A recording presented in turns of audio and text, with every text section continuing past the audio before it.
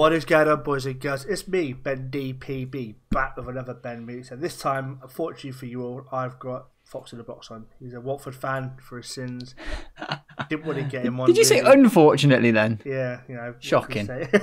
we've got Lee Fox in the Box on, one of my favourite content creators out there for a number of years, no offence, Lee, due to age. But Thank you. This guy's known for a variety of things. I think one of the things he was known for, I don't think he might be saying it, is figuring out the map changing, especially with the back in the day, the heat map. You know, we had FM 17, was it, with the heat map? I think it was before that. I don't know. I think it was early. I think it was six. It might even be 16 to be honest. We are old. With, you know, he had that famous, shall we say, video on his YouTube channel where he told us how the heat map worked and that sort of stuff. And yeah, man, that was good times. Good times they were.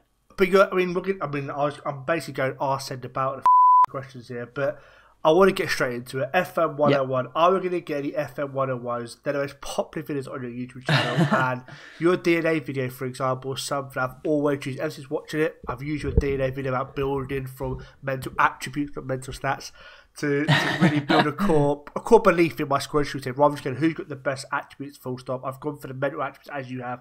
And it's really worked for me. Is there any plans to bring anything back at all? Or the space that I'm in at the moment and the headspace that I'm in has been really interesting in the last year. There's been a lot has changed. When you mentioned about I'm sure it was FM 16 that I started kind of playing FM in a different way and realized, you know, all these pretty little statistical bits you can get within the game and that actually you can pull information from that and then you can work things out on how the ME, the match engine, kind of decides things. And no, for me, it's a dice game. It's a game of mathematics. It's your number versus my number. You can give yourself a better probability by understanding the flow. I'm getting really complicated, but ultimately you pick things up through, like I picked them up through the match engine and stuff. And then I at the time, I was a very new creator and didn't realize it was quite a big blogging thing, but it wasn't really a content like video thing.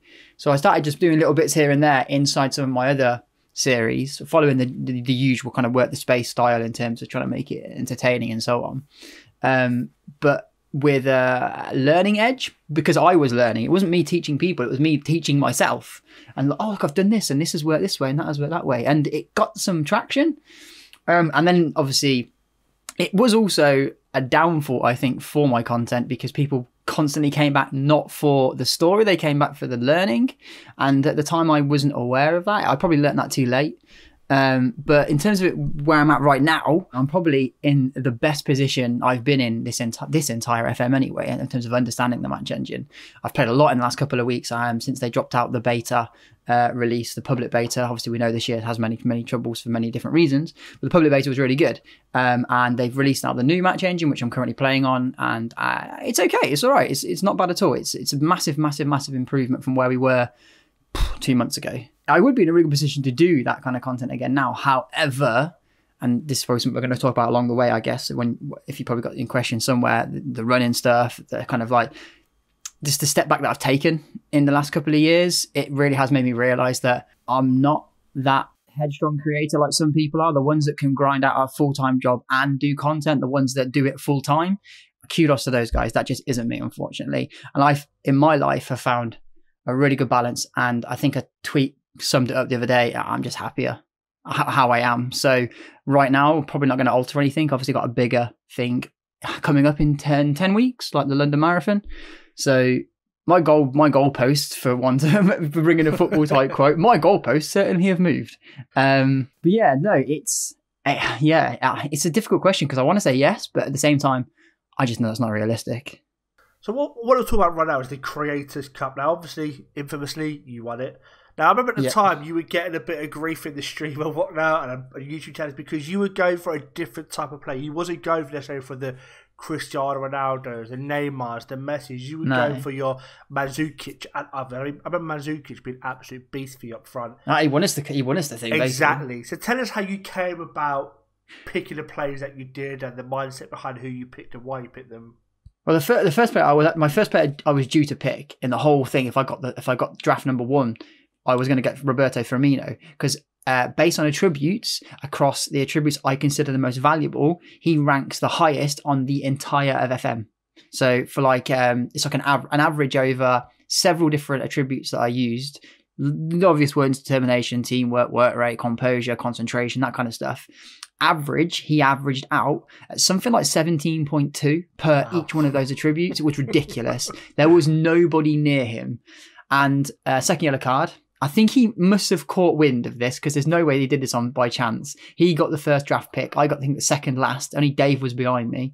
And he picked Roberto Firmino first pick. I was like, oh, for fuck's sake. That's a random first pick, isn't it, if you don't know it about was, the yeah. stats? No Messi, no Ronaldo, nothing like that. He went straight for Roberto Firmino. So he'd either caught wind of what I was doing, because me and him speak quite a lot.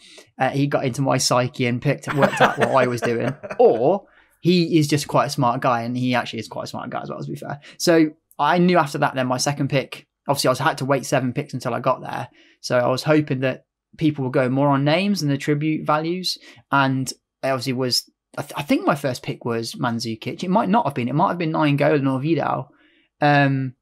But I knew Mandzukic was going to be the man to lead the line just based on his mental attributes, the fact that his PPMs fitted really well. He's a good size of a player. And I gambled big time knowing that the match engine at the time was really, really, really, really good for the use of wing backs, like a 5-3-2. I'd never played a 3-back system in any of my saves ever. But I went with a 3-back system because I knew against humans, there wouldn't be a favoritism towards the AI, if that makes sense. Yeah. Yeah. I felt like they would be more influenced they would make more sporadic and random choices than the AI would. So I thought a back three in this would suit me more because it will give me more. And because obviously, remember as well, corners were a massive thing as well. So having 3 6-foot+ centre backs in your box for corners and free kicks was also advantageous as well. So I played the match engine to what it was. But wonder if I can remember my starting lineup.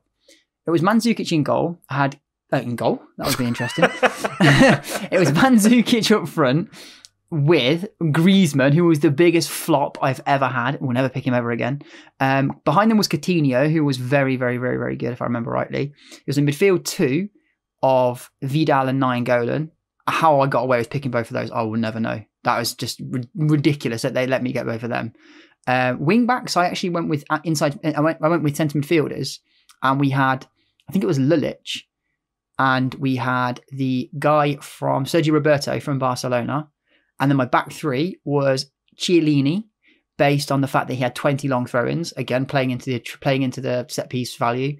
Ayer, who I will say this again quite proudly, was the cheapest player picked to start in a starting lineup at any of the 1 games in the whole tournament. He started every single game for me. He was less than $1 million, but obviously a 6'5" centre back who can ball play. And Zuma, who was fast as fook and was a good ball player too. And then who did I have in goal? I think I had the Dortmund keeper, but I could be wrong. That's it. Not Mandzukic, no. I think that was the only position I can't remember. But I will always remember that team from the base that I think I had like 7 of the 11 that I wanted in the starting lineup. What's quite, if you look at that starting 11, there's only one real big name in Griezmann in there. Other than that, and he was the worst.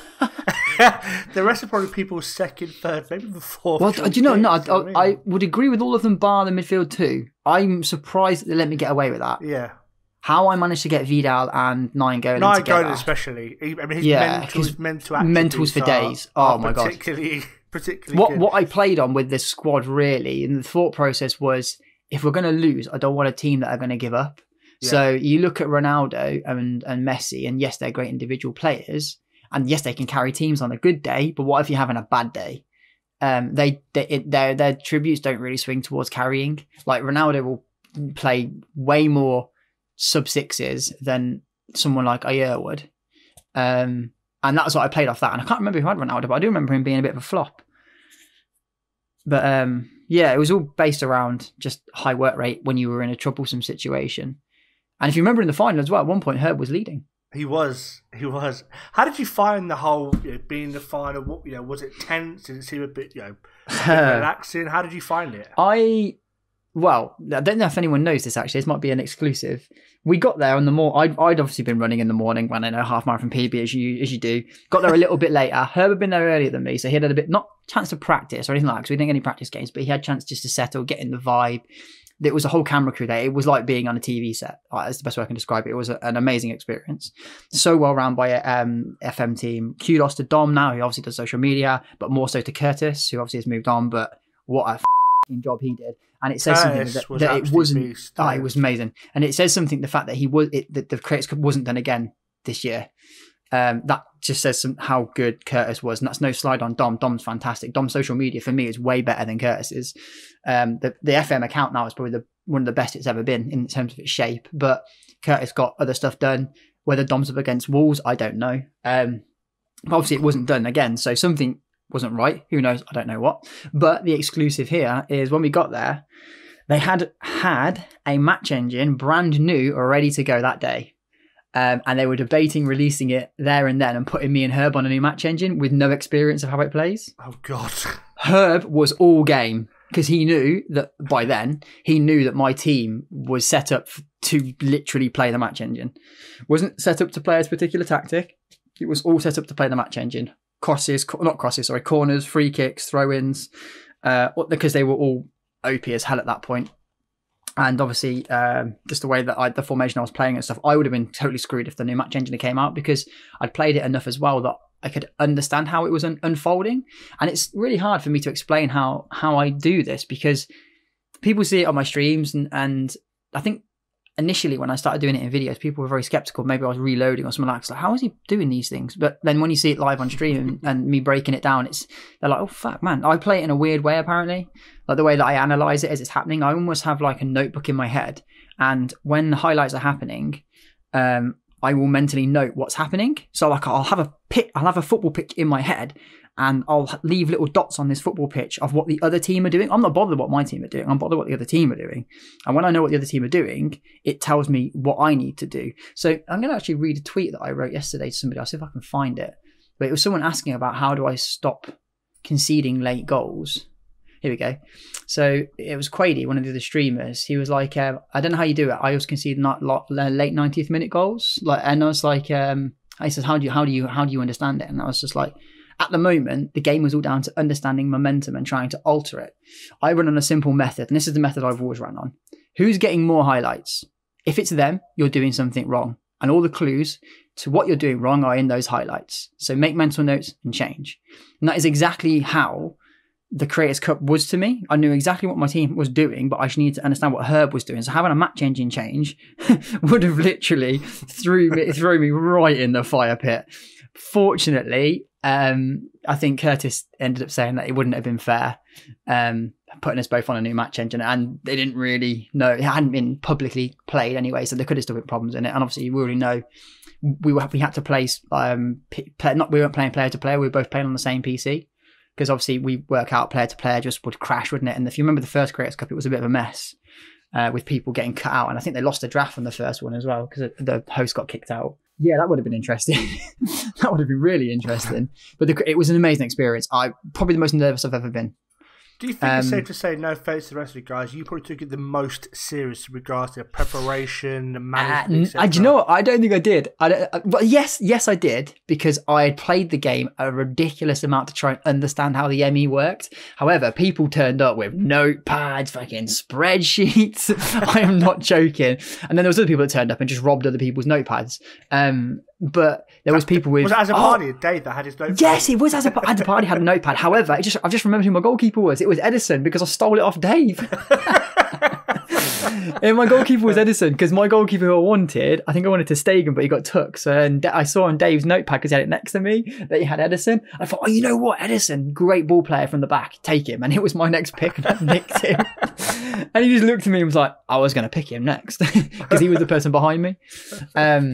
But no, yeah, it was Edison. So no, it was, man, what an experience. But yeah, people took it serious. I seem to recall Jack worked the space having a spreadsheet and stuff. I did have one too, but mine, I wonder if I've got it anywhere. If I've got it somewhere, maybe I'll give it you to put onto the video or to show on a tweet or something, because it had players' names I wanted. It had per position like 4 players, which, by the way, 4 players for a position in a 10-man draft or whatever it was, 12-man draft. That's cutting it fine. Yes, very much cutting it fine. You need more than that per position, but I gambled. So I went quite small. But what it has is the player's name, the position, the couple of the players that are rotational options or backups if needed, and if a player gets picked ahead. And then it had all of the attribute values that I wanted, broke down into an average, so I knew who was the better player. I wasn't looking for the best passer or the best header or the most with the most speed. I was looking for particular mental attributes which would make this player good if we were losing a game, or would make him more stubborn I don't know what the word would be. Many people would use different words. But I wanted a team that wouldn't cave in. But yeah, that was, so I did take it, in that regard, I took it serious. But on the day, I think I was probably one of the more relaxed ones because I felt like I had a team that people were never going to guess. Though Firmino went in the first pick. I did feel like I had a team that people weren't going to work out, to the point actually where I splashed most of my money on the first 13 players, which they thought was a gamble. And I remember Tom Davidson, one of the SI guys, saying to me, "You've gambled here, all your money's gone on the first 13 players." And I was like, yeah, that was the plan. But I think that Mandzukic may have even been like my 8th or 9th pick. And he was like my number 2 striker, but I just knew that he wasn't an option that people would look at. People wouldn't pick him. So your 8th or 9th pick essentially won you the whole thing. Pretty much, yeah. But I do remember at one point thinking to myself and having a bit of a squeaky bum, thinking he might get picked at any point here, and I don't have a 4th choice because all my other strikers have been picked. I think I had Zlatan behind Firmino, and then I had Mandzukic, and then I think I had Harry Kane. So 3 of them were quite obvious, and Mandzukic wasn't. So I was I do recall thinking, if I don't get Mandzukic soon, when we're coming into like the latter part, it wasn't the latter part of the picks because of the picks were to 16, but it was the latter parts of my picks because I was only picking to 11 really, or 12. But yeah, got away with that one. Weirdly though, if you notice when the what was the tournament I played in? I did play in another tournament recently. Oh, it was bloody Dave's thing, which had Kempster and all those playing in it. I forget what it's called now. You played in it as well. Oh, the JHF Gaming one. JHF Game, yeah. When it got around to picks, someone took Zlatan straight away. Not Zlatan, sorry. Someone took, with the French guy that was involved in it, took Mandzukic in his first pick. He'd obviously watched you playing, he'd watched your stream. Well, he must have, because he took it in the first pick. Mandzukic was the first one to go in our league. If memory serves me correct, didn't you and Herb both get a bit of about the players you were picking? Because Herb also went a bit... Herb also went a bit wild with the players he was picking. Yeah, and ironically, both of you both went a bit... Did go for the big name, shall we say? Then you both get to the final. Herb was the one there's some clips actually. I have to try and find them. There were some clips of me taking the piss out of Herb, saying he just picked anybody, and he had literally just picked anybody. I remember it vividly. And that was the scary thing. When the collab crew together, I was like, "Yo, come on, mate, you can do this, Herb." And he was a wild card. I said, I think at one point I'd like to play Herb because he just picked anybody, and then the cameras were off. I was like, actually, no, I don't want to play him because I ain't no clue what he's doing. And I'll be honest, when he got to the final, I thought this is the worst person I could play against because he was a wild card. He wasn't even supposed to be there. Someone else pulled out, and I think people know this anyway. So because I think he said it multiple times, but someone else pulled out. I don't know who even was it pulled out, to be honest, but someone pulled out, and then it was like a last minute call, and obviously Herb was around the corner. But he's a quality content creator anyway, and a lovely guy. But he was literally the wild card, and I think that's what he named himself as his nickname, the wild card. And it's just the worst person to play against because you don't know what they're thinking. Because I don't think he knew what he was thinking. That's true. That is very true. I mean, Martin, or Herb, shall we say, he's a tourist, shall we say, for us having his temper tantrums on stream. And how did he take losing the final? Because he didn't seem to take it very well when watching me. I'll be honest, and if he's listening, I apologise. He took it really, really, really well, but I think inside he was absolutely I could tell. Yeah, he did take it really well. Because I know him, I could tell by his face he wasn't happy. There was a bit when it finished, and there was a pan shot away. I think I've got screenshots of it actually, where because unfortunately, Football Manager, bloody Curtis didn't change the past broadcast things, and it got deleted after 2 weeks. Oh, no. So we lost all the footage unless it was recorded by the company. I'm gonna have to find out because I would love to keep that because it is a memory. And I've never watched it back, funnily enough. At the end of it, when it finished and the camera pans away and we're talking and I'm holding the big check in that, Curtis just looks at me and he says, you're a player, aren't you? And I was just like, well, I don't like to think that I'm good at the game, because when you look at people, like some of the bloggers are incredible. And I'm not on their level. I'm not on Buster Net's level. I'm not that. I don't understand the game that much. I don't understand how it works that well. However, I just seem to have this gift, may it be, whatever, this intuition that what is happening in the match engine and how it's panning out. I can kind of suss it out. It's like a game of chess. And that was like the pinnacle of me when that game was happening. But I just feel like Herb was great. He was so gracious. And if I'd lost to anybody out of all of the creators, I'd have been most happy losing to him or Matt, second yellow card, because those two I've got utmost respect for. But he was really gracious, but I do think he was furious inside. I feel like he was gutted. I mean, you are one of the guys, much like Buster Net, Reckless, and of course Cleon, who seem to take great joy in trying to break the match engine, shall we say? I think my approach is a little bit different, actually. Okay. I think Cleon and Buster Net just understand the game, like really understand the game. I don't follow Rec at all, but from what I know of Rec and I've seen of his stuff he puts on Steam Workshop and stuff, he seems like he's intent on breaking it. I think I'm trying to be Cleon and Buster Net, and I'm not quite there. I'm like a B-Tech version. So like they're like the A graders, you know, the uni masters. I'm just this B-Tech guy trying to understand it, who more than occasionally does get a little bit lucky probably, but I do it on the fly. Buster Net and Cleon, I don't think Cleon's even around anymore. Buster Net for sure. I've watched his streams and he knows what to do. He just knows. I'm there like watching it, and if I don't watch it, this is the problem with streaming as well. If I don't watch the physical game and I get interacting in the chat and stuff, I lose what's going on in the game and I can't win because I don't know what's happening. That's why regularly when I'll be streaming, I'll be like, guys, game's on, it's quite tight, I need to watch the highlights. I've been very lucky that I interviewed Buster Net for a Ben Mix, and it was enlightening, shall we say, hearing how much thought process he puts into the game. His knowledge base is incredible. It was insane. And it's one of my, unfortunately for me, it's not one of my highest viewed videos, but it's one of my favourite videos because of how much detail he knows about the game. It was just, it was eye-opening, shall we say.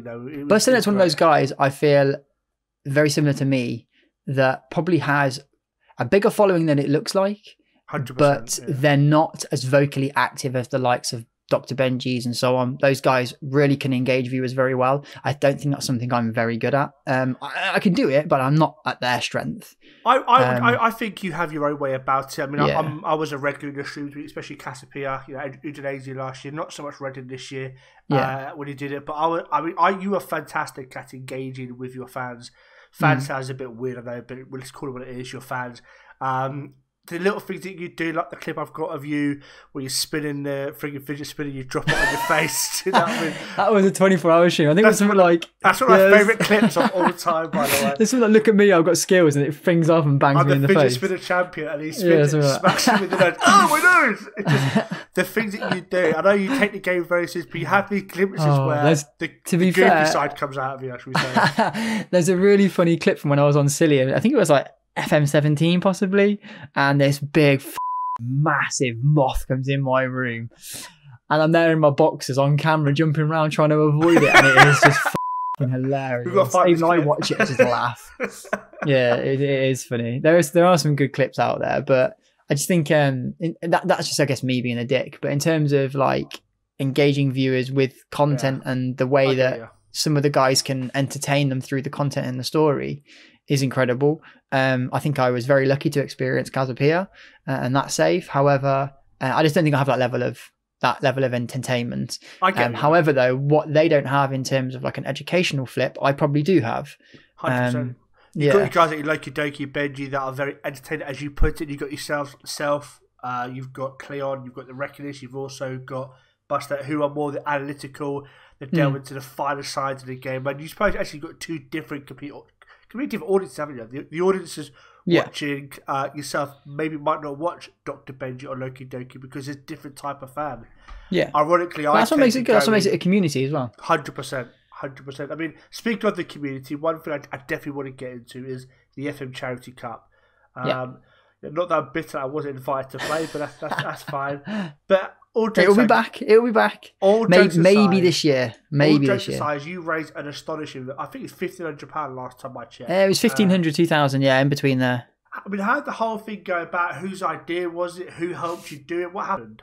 It was a gamble, I'll tell you that. It was a massive... I think I can summarise it quite quickly. It was a big gamble, first and foremost.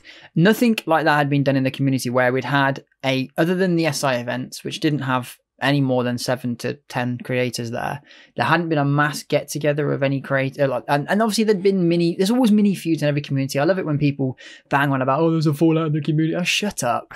Like the FM community is miles better, even than the likes some of the community. Look at people FIFA. fall out Look and at what FIFA. grow up. FIFA's most Yeah. toxic So environment. I had to be very careful in terms of not picking people that I known had fallen out, but they were few and far between. And that didn't really come into it. But I knew it was going to be a huge gamble pulling a lot of people together. For the biggest thing is I've worked in junior football. I've ran events and so on. I've ran big futsal events that include up to like 1,500 kids, and I've been the sole centre organiser. Things go wrong and you've got to sort it out on the fly. But with this one, I knew on the day when people were there, it was going to be okay. Say when they're there, even on the day, like a couple of people were late because of traffic and stuff. But it was can I trust these people? One, to just turn up. We had one no-show completely. And on the day before, we had about 3 more drop out. And I was pulling people, like for instance, my brother-in-law played and a few other people that would have never have played, but we literally had no choice because they were on the day dropouts or like 24 hours dropouts. And I appreciate that wouldn't have created that would have gone, yeah, I'll come and do it. But it's that in case of, can I trust that person to get here? Are they going to show up? And also trying to balance the quality of the teams as well. I had no knowledge base of how good anybody was. I had to go off what they said, so I was trying to understand, like, have you played something? Really good. I'm amazing at the game. It ended up one team was a lot better than the other, and it happened to be my team that was worse. So, it was really difficult to balance it, and I just didn't know how. I had to put a lot of trust in a lot of people. Financially, it wasn't a particularly expensive event to put on. The biggest expense was the kits, and kudos to We4FM guys. They stumped all that money up. And I still have the kits, though I do have probably several shirts missing, which need to be replaced, but they're from a manufacturer, which was constantly doing it. So I can get them replaced quite easily. But, because obviously people want to take memorabilia and stuff like that, but I've got the money for that anyway to still sat in the bag of in my back corner of my room to sort that all out. But that was the biggest cost, was the kits, and the We4FM guys were great on that. Everything else I just paid for out of my pocket in terms of pitch hire and stuff like that. It was about 170 odd quid total, not just the pitch hire but everything in terms of like the cup that we had. That's cheaper so than on. I thought. I'm not gonna lie to you. I know Leamington. The two biggest shareholders at Leamington are my family. Oh wow. One of the directors is my godfather. The kit man for the actual first team is my uncle. So yeah, the whole family is very connected to Leamington. So it was an easy thing to pull, and I got it on a bit of a discounted price. But obviously then we had to organise things like the commentary. That wasn't easy. Ben and Jack obviously couldn't make it on the day, but I knew I wanted them involved in some way. And as a commentary team, I thought they were brilliant. Kev, shout out to Kev. He on the day was an absolute hero. Without him, the event wouldn't have been as good as it was. He was fantastic on the camera, around recording, pulling things, getting content or B-roll stuff and so on. So he was a massive part of it. Hemmer's one of my mates who floated around and just generally managed the day, was sound with it as well. But most of it was put in by me. And then obviously the commentary side of it and the final editing of the video. I don't think people know this, but Ben actually did that, Dr. Benji. Oh, really? He actually, I put most of the video together and he tightened it all up for me. Because obviously it went onto his channel where it still is today. So there was a lot. It was time consuming, but it was good fun. And the day ran just better than I ever imagined. Even when I see the big photo of us all at the end together, it gives me goosebumps just seeing it because it was special. And it will happen again. Unfortunately, it wasn't last year because certain things happened in my life that just dictated it wouldn't happen. But this year around, you never know. I'll go back to Leamington again and try and see if they can do it again, or we'll try and find a more central place. But a more central place for everybody is a more expensive place because I don't have connects. So we'll try and find somebody that can help me work our way into somewhere different. But the dream would be Watford. Watford or Wimbledon, that would be the dream. I ain't come to Watford. You can well, it would have to be because it's FM's home ground, That's the only reason. Not because it's Watford being my team, purely because of the Watford connection in terms of Football Manager. So yeah, this year there's a good chance it will happen. But next year probably definitely will happen. But it's relying on people. It's hard. Two memories that spring to mind straight away. Think about this is the obvious one is Duke falling over. That's the most obvious one. But the second one is the world's biggest step over by Dave Azapari. I missed the Dave Azapari. I mean, so many memories. It worked, but the world's biggest step over. His left leg just swooped over. I was like, what has happened here? But some of the football players, some of the balls, there's a couple of really good, like David Beckham-esque balls going like across the pitch. There was some good academy players in there. Do you remember Jason? Jason, one of my old players from my Burton Albion days when he was playing for me, he's got some fucking donkers. And then there was the likes of Hunty, who would just come out of Burton Albion Academy as well, and was playing good level of non-league football. Ben Hill, one of the other guys who's a viewer of mine, who I knew played to a really good standard. Obviously, Manny was there. Manny absolutely ripped Rich apart with a little flick over his head. Called him, as he flicked it over his head, he called him Billy Wingrove as well, which was quite funny. Wow. Because he looked like Billy Wingrove. But there was, it was such a good day. My funniest memory was the dictate the game chap Brian absolutely smashing Wolfie. That was hilarious. But it was a good day. It was a very good day. But this, I think if we were to do it again, which I say it will happen, it will be a lot easier to do because there's a lot more content creators around now. However, football skill level does have to come into it. And I'm not asking people to be professionally good. Half of us weren't. In fact, no, 3/4 of us weren't any good. But just for balance and flow of game and stuff. I think I saw as well. I remember at one point Benji saying that if it was to happen, he would want to play, and it would be a good reason for him to get active. And I know he's been on an active eating better thing anyway, but it would be goals for people, I suppose. I'd be one of those. I'd be going, that sort of thing would make me want to get active, get healthy. And I think, I didn't go because I'd worked with it at the time, but I'm quite lucky that I've got a job now where I can afford to go. And I'm definitely going to go to more FM meetups and stuff, because we've seen Loki Doki and Illusion doing them in the past. We've seen you doing it with the Charity Cup.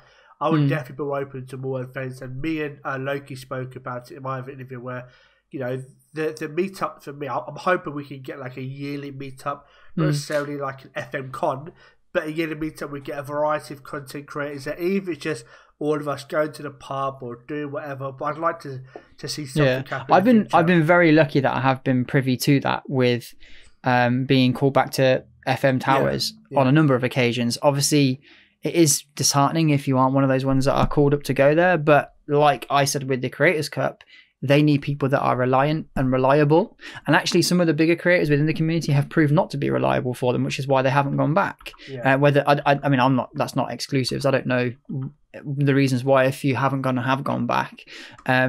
But they've returned with the same people because as a little core of the 12 of us that have gone the most regular, we do genuinely get along. And when you start seeing people face to face, like the way I interact with people now through social media that I've seen by face is very different because they understand my comedic style, who I am. And like Ben, I really struggled with to begin with it.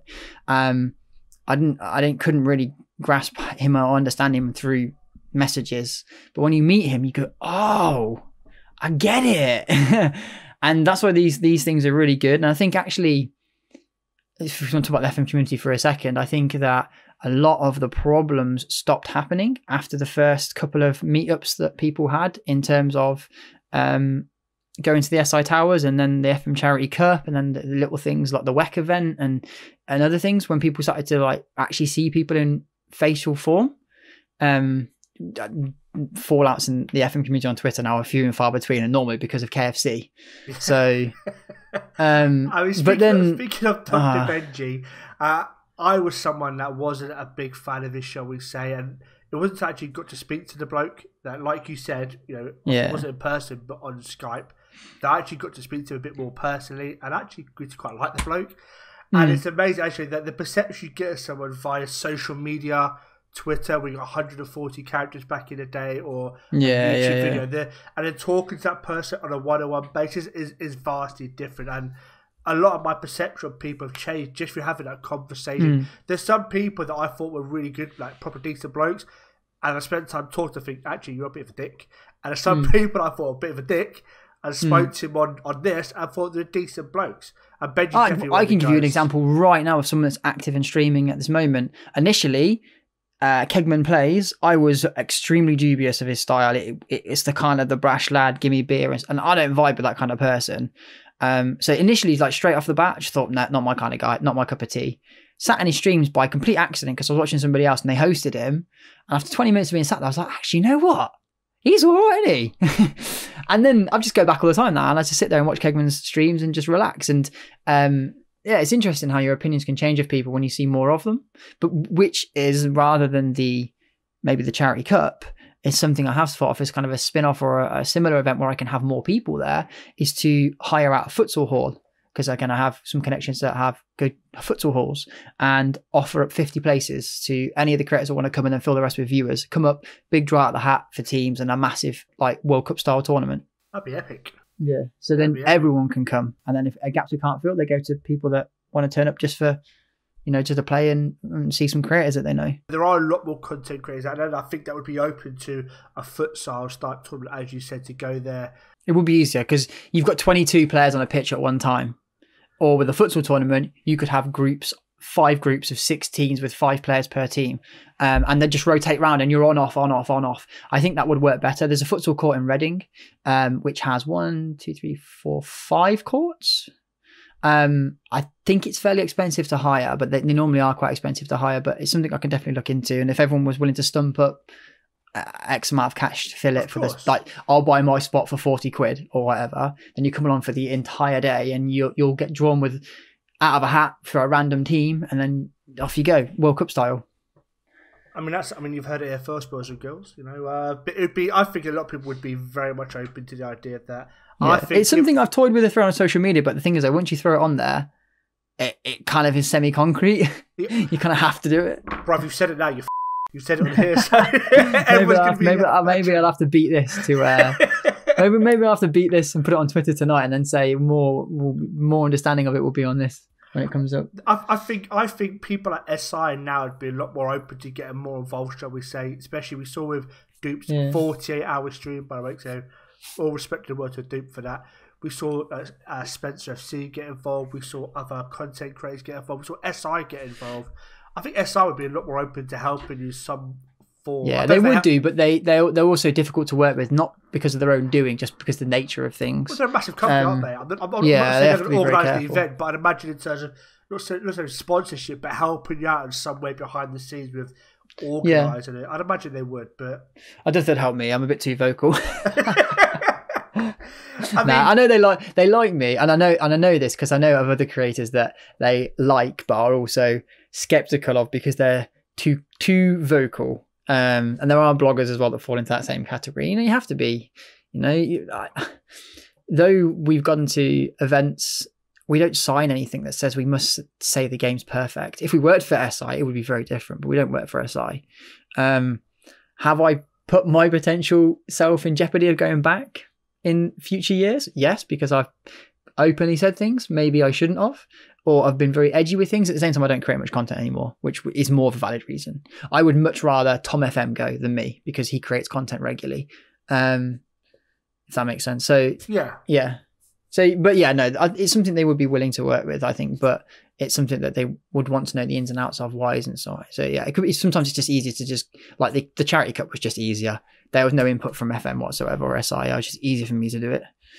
Did they try and get involved at all, or did you just leave it completely separate? We spoke to them initially, but there's so many loopholes and stuff you've got to be careful of, and yeah, it's just easier to do on your own. I suppose because it's a PG game, I'd imagine there's certain things you can and can't say on stream. Well, I wanted the video on their channel initially, but they just said it didn't fit their whatever it was, their word they used.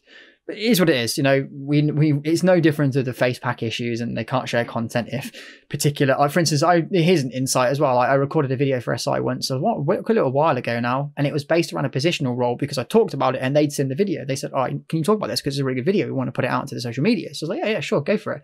Did it, but I focused too much on one particular player, and they were like, "We love it. It's great, but you need to redo it and take this player out because you focus on him too much, or rename him." So it's not a real player, because they could be open to the player potentially could say, "Oh, this is about me. I want." It's hard to explain what the terminology is for because I don't totally know it. But you can't focus particularly on. I didn't know that at the time. I recorded it, being completely unaware. But then that's only when I started to learn that the legal loopholes and stuff with this game are a madness. So where at the time we were very much, they just don't want to work with us. We then started to realise, hang on, they do want to work with us, but there are a lot of legals you have to go through. I suppose back then you mentioned we're going to get into that anyway, talk about the community. There's a misconception, shall we say, that it's a toxic community. I think then more than now it was a little more toxic, but nowadays it's very vanilla. You get your occasional Twitter beefs that last 5 minutes, and a KFC.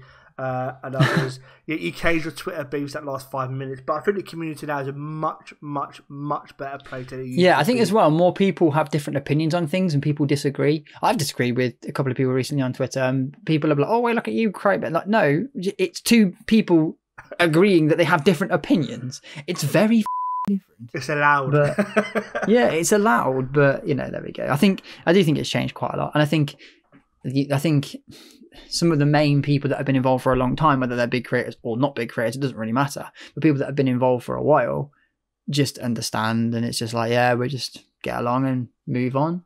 I mean, you were somebody that's been a little bit more vocal, shall we say, in terms of your opinion. You used to be, vanilla is probably a bit of a strong word, but you used to be a little bit reserved, shall we say, in your giving your opinions out. Yeah. But you've openly said that you've got like, F it, I'm going to come out and say what I think now, whether you like it or not. What brought that about? Was that just... That was a lifestyle change, I think, in the last couple of years. So obviously, nearly losing my life last January was quite a scary situation. And that was the car crash, wasn't it? Yeah, and it changes a lot of things, and you realise actually taking things too serious is just a waste of time. It plays on your mind, it f***s around with your mental, and just be you. But I don't mean be you and be a that's not what I'm saying. I'm just saying just be you.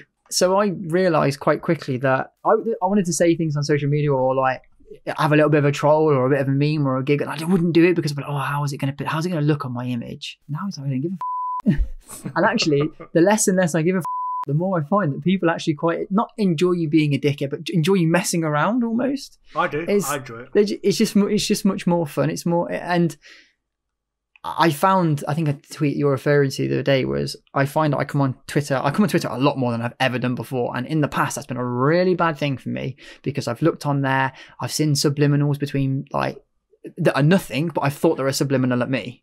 And it's eating me alive. And I've just managed to just drop all that. And I think having a near-death experience very much has enabled me to do that. I don't think I'd be able to do it otherwise. But it's kind of transferred into everything other than girls. That's still a problem, but there we go. I can't quite master that one. But yeah, just living less of a what if someone doesn't like what you think? It doesn't matter in the grand scheme of things. Like you can't make everyone happy. But finally coming around and accepting that was quite a big step, I think, just for me as a human. So I just say what I say on Twitter now. I'm not bothered.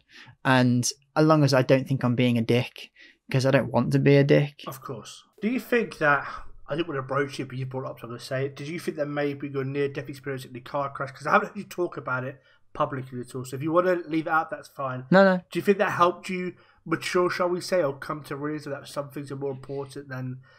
It helped me with the real things more important. Yeah, it helped me realize things are more important. So let me give you an example. It's a really simple example that everyone can relate to. You know that time you're at home and you're in a rush and you need to go somewhere, but you can't find your car keys, or you can't find your phone, or you can't find your shoes, whatever it may be. You can't find your watch, you can't find your wallet. Just one thing and it's winding you up. Yeah, that doesn't bother me anymore. Because why should that bother me? It's just like I'm much more relaxed about those things now. So that's probably the best way to explain it. That kind of feeling that you get with, oh, where's that? Why can't I find it? Why is it always missing when I need to rush? Now it's just like, where is this freaking thing? I'll find it in a minute. That's how much it's changed. And I didn't realize that had changed within me until later on in the year, maybe 6-8 months down the line. I was just like, wow, I like interact with these things so differently now. And it was like a subconscious change. Because I think you just realize that there's far worse situations in the world than not being able to find something that you need there and then. Like as well, like when you leave the house and you're thinking, have I got everything? No, I've got everything. No, I haven't. Yes, I have. No, I've got. Yes, I have. And then you get 2 miles away from the house, and you like your brain goes to you. Oh, by the way, you forgot this. Now I'm just like, oh, God's sake, I just carry on.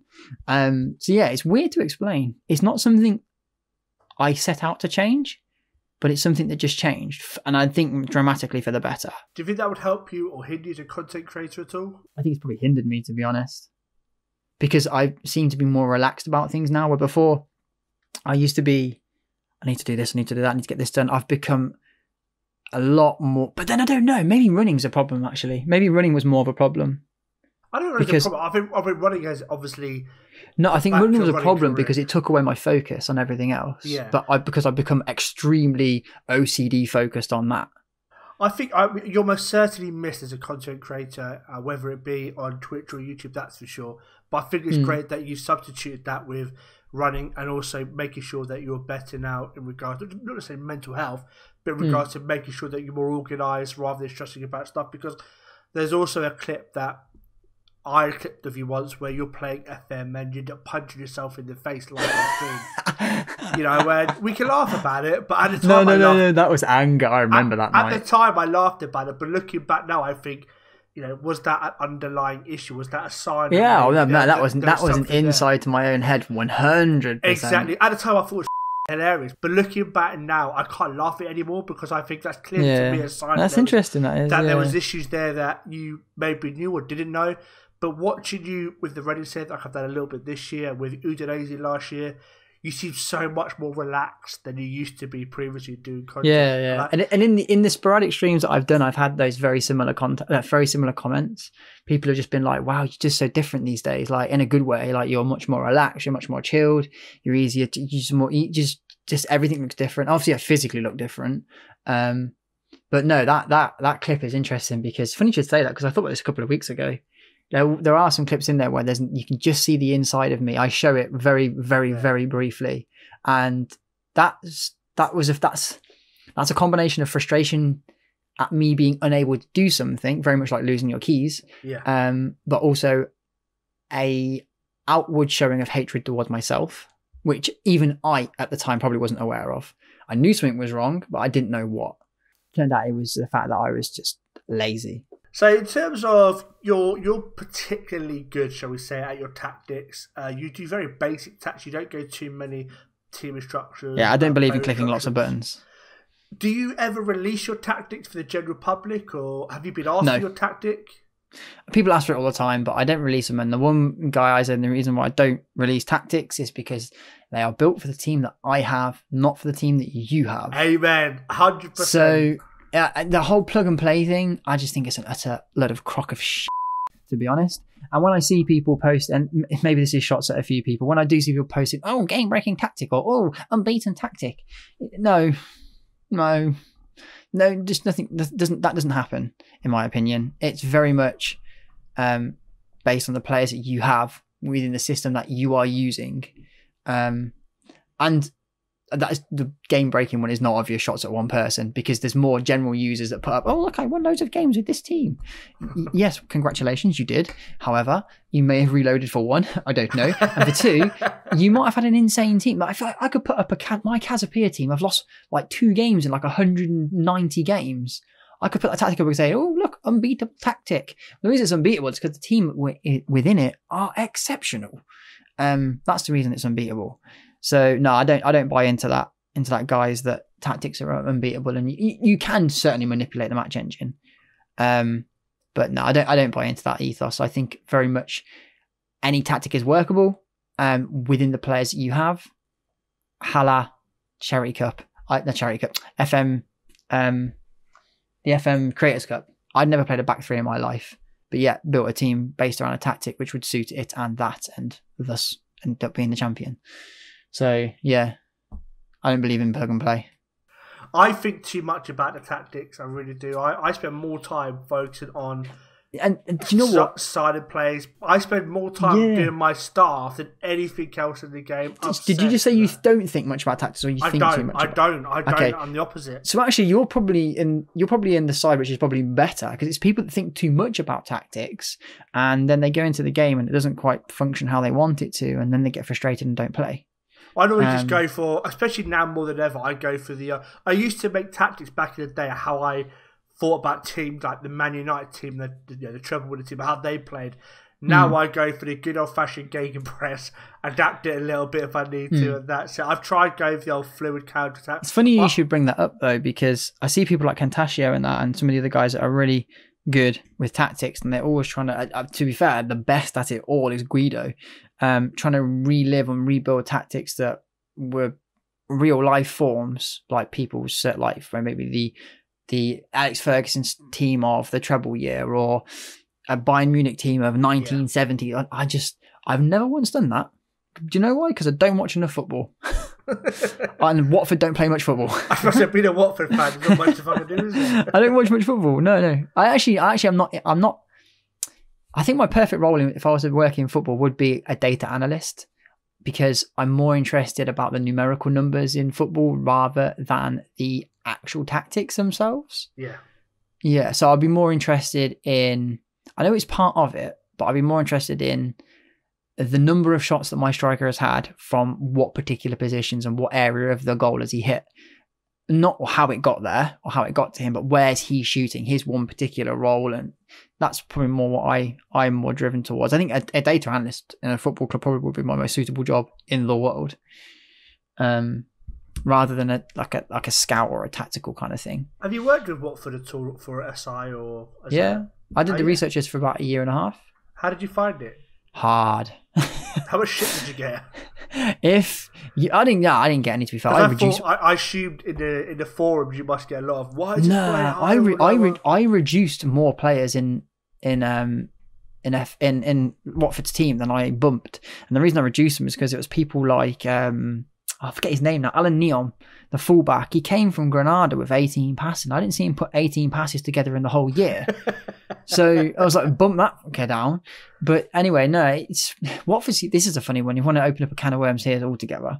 I believe that the likes of Watford are good in, and I'll give you another example as well. I believe the likes of Watford are good in FM because they have a low reputation. So teams AI don't take them seriously. They'll attack them more. And when they attack them more, they leave more opportunities to be attacked. So teams like Watford will do well because they're disrespected. Yet they do have some good players. Like a disrespected team like Watford, who are not high in reputation in the league, have people like Deulofeu who can absolutely murder you within the game because he has very good attributes. Or Deeney, who's big and physical and strong, which suits how the game plays. So thus a team disrespecting a team gives that team more chance. A team that does respect a team will give that team less chance. So Watford will tighten up and City will struggle, where City will open up and Watford won't. Does that make sense? Yeah, 100%. Yeah. So that's how I see why that happens. And now another example on that to back up this again is you look at Leicester, especially this year. Leicester are very recently champions of the Premier League. They have a semi-high reputation and they don't do very well. One, because a lot of their players in the team maybe are good ball players, but not overly physical. Unlike the Watford, who have not very good ball players, but are more physical. And teams, the likes of your Cities and Liverpools and that, respect them a little bit more because they're off the back of the top six. So they don't attack them as much. They take them more seriously, which gives them less opportunity to be broken down, which means Leicester don't do very well. But then you've got the rest of the league that think the same of Leicester. They're in a weird position. Those teams between 4th to 8th, we're always mixing around because more teams respect them, which means they give them less space. That's why people can rise leagues quite quickly, I believe, in FM, because once you get promoted, you are one of the lower reputation teams, which means that the teams in your league that disrespect you and don't believe you're a very good side will openly attack you more, thus leaving to more gaps in their defence for you to exploit. The better you become, the more you're respected, the harder it is to beat other ones, which is why you end up losing to the bottom of the league more regularly because you've established yourself and they now respect you.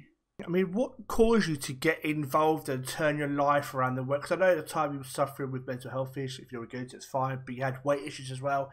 And you've really got a 360, haven't you? And you've really turned it around. What brought that about for you? I more realised, I think, in the last couple of months that I don't think I've ever had mental health. I think it was It was a self-image problem. Whether you consider that mental health or not, I don't know, but I don't think it is. But it certainly was playing on my head, where the fact that I wasn't happy with how I looked, and that had further complications to stuff. The fact that I was lazy, the fact that I wanted to try and put myself right and then would start and give up, and that you always give up, Lee. That plays on you as much as not liking what you physically look like. Yeah. So, good boy, man, 2 years ago now, probably 2 and a bit years ago, I was working on the Isles of Scilly, and there was an older lady who was my manager, and she was a iron lady. In a later running year, so not a quick runner at all, but I think she was probably the first person to see through my bullshit exterior, where I'm okay, and no, you're not. Be honest. And anyway, she dragged me out eventually after a year of asking me. 52 weeks, I think it pretty much was the day where she started asking me to go out running, and I went. And that was 2.5 years ago, and I don't think I've looked back ever since, really. Was it about it that you enjoy so much? Do you know what? I don't know. Oh no, I do know. I hate running, but I love finishing. And it's the finish where you get this like it's like this. Oh, I can't even describe it. It's these endorphins that are released in your brain when you've put yourself through this physical grind, whether it's easy or whether it's hard, it doesn't matter. You get this feeling at the end of like, yeah, I've done it. It's comparable to maybe scoring a 95th minute winner in FM. It's comparable to losing your virginity for the first time again and again and again and again and again. And it is just, it's class. I can't describe that feeling because you have to physically do it. I've worked with a lot of mental health children and stuff, so I don't want to really box myself into that one, but it was damn closest I think you're going to get, and probably as misconstrued and confused. It was a self-image thing. I think I've always liked who I am, but I've never liked how I look. The problem we have with what you just said was you mentioned about, it's like when you lose virginity for the first time. A lot of us FM content creators are in fact still virgins, hence why we play Football Manager, so it's hard for us to relate to that, but I kind of get where you're coming from. One thing I want to get to as well is, you said at the moment you've got a save that you particularly enjoy, or the game you particularly enjoy. What are you playing right now? What save are you playing? Is it just your Reading save, or have you got another save lined up? No, just Reading. I've had the Reading save since October. So the Alpha Capture event, which we went to at SI Towers, I've had it since then. So it's all vanilla. There's no additional databases added to it and anything like that. It is loaded in how it was when the Alpha was around. Obviously, the match engine changes as the match engine is updated. But yeah, I've had that one. It's been a slow burner, but actually, it's very comparable to my Udinese save last year. Obviously, I didn't do much content last year, and I had a very, very, very, very, very good Udinese save that went in for about 7 seasons, and I had it from pretty much day dot the game came out to the day that finished. And I've got a funny feeling Reading's going to be a very similar thing. So why Reading? Do you know what? Nostalgia, actually, because when I started playing FM as a kid, I was either Watford or Bradford first and foremost, FIFA or FM, hence why I ended up being a Watford fan in the end. It was a choice between Watford or Bradford. Don't ask me why it was the Fords. I don't have a clue. I think it was because it was Benito Carboni for Bradford and I liked him, and the Watford was a yellow kit. And I went with the yellow kit in the end because obviously Benito Carboni retired or moved on. When I started playing FM again, I had a break from it probably early 2000s, maybe 2004, 2007. When I started playing it again, I always for some reason started with Reading or Huddersfield because they were always like a mid-table championship team that had potential to go up. And I never liked starting in the Premier League because I felt like I was cheating almost. But then I didn't want to start down in the non-leagues. But then League 2 and League 1 were always a good idea. I always played in those two as well. But Reading always seemed the one that stood out to me. And I don't know why. I think I always remember Steve Sidwell back in like the early 2000s as well, being a fellow Ginge. He was stuck in my mind. But yeah, Reading was always a team that when I was a little bit younger, maybe the early 20s, that I'd always go to. So it was a nostalgia trip, to be fair. Yeah, but we're only in 4 seasons in, and I've had the game since October, so that's a slow burning save right there. I remember one of my go-to teams as a youngster was in UK based was Sheffield United. I used to love Michael Tonga. What a team they are right now, though. Michael Tonga, Michael Brown. There was Chris Morgan. You had Danny Webber.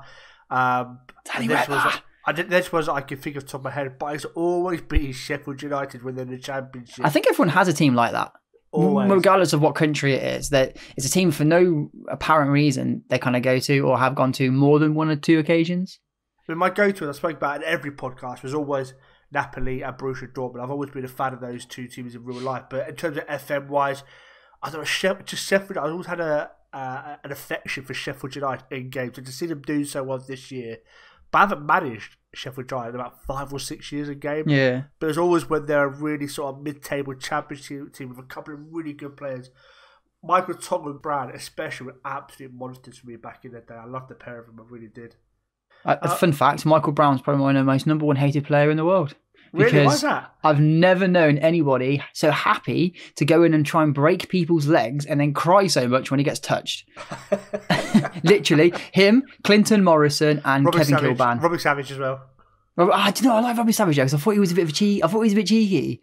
But yeah, Clinton Morrison, Michael Brown, and Kevin Kilban, 3 players on my top 3 most. And I'll tell you who is close, but a lot better player than those 3. Busquets is up there as well because he's very similar to Michael Brown. I don't think I like that type of player.